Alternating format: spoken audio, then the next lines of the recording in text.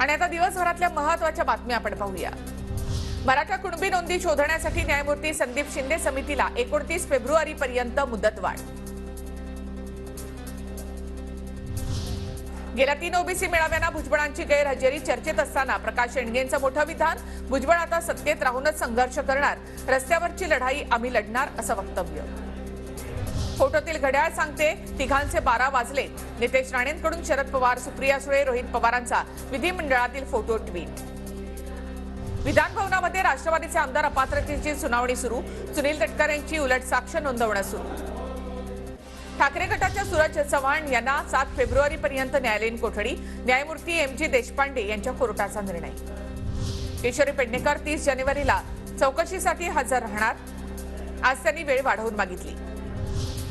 4 February आणि 5 फेब्रुवारीला उद्धव ठाकरेंची कोकणामध्ये संवाद यात्रा, सिंधुदुर्गनंतर रत्नागिरी जिल्ह्यामध्ये संवाद यात्रेचं आयोजन। बिहारमध्ये उलटफेर होण्याची शक्यता, नितीश कुमार, लालू प्रसाद यादव यांच्यापासून वेगळं होण्याची शक्यता। कोल्हापुरातील अदानी ग्रीन एनर्जीचा प्रकल्प अखेर रद्द, भुदरगडमधील नागरिकांच्या लढ्याला अखेर यश, अदानी समूहाकडून प्रकल्प रद्द करत असल्याची घोषणा।